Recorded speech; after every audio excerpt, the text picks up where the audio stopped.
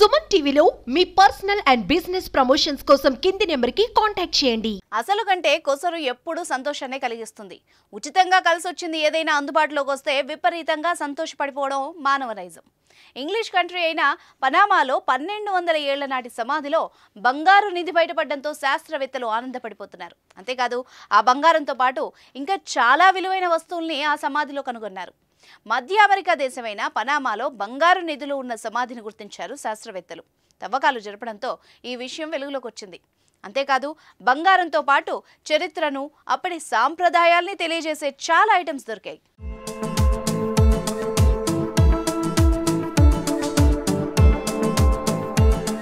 పనామాకు 100 మైళ్ల దూరంలో ఉన్న ఎల్కనో archaeological park లో 1200 ఏళ్ల నాటి ఈ పురాతన సమాధి బయటపడింది. సమాధిలో చాలా వరకు డెడ్ బాడీల అవశేషాలు బయటపడ్డాయి. వాటితో పాటు పెద్ద ఎత్తున బంగారు నిధి బయటపడింది. అలాగే బంగారంతో తయారు చేసిన దుస్తులు, బ్రాస్లెట్లు, గంటలు, బెల్టులు, తిమింగలం పన్నుతో అలంకరించిన చెవిపోగులు, నగలు, సెరామిక్ వస్తువులు వంటివి గుట్టలు గుట్టలుగా ఉన్నట్టు పరిశోధకులు గుర్తించారు. కోక్లే సంస్కృతికి చెందిన ఉన్నత స్థాయి వర్గానికి చెందిన ప్రభు సమాధిగా చెప్తున్నారు. ఇక్కడే మరో 32 డెడ్ బాడీల అవశేషాలు కూడా బయటపడ్డాయి. చనిపోయింది ఉన్నత వర్గానికి చెందిన ప్రభువు కాబట్టి అప్పటి ఆచారాల ప్రకారం ఈ 32 మందిని బలిచ్చి ఉండవచ్చని శాస్త్రవేత్తలు భావిస్తున్నారు. ఎల్కనో ఆర్కియాలజికల్ పార్క్ పరిధిలో శాస్త్రవేత్తలు ఈ బంగారు కళాఖండాల సంపదను కనుగొన్నారు.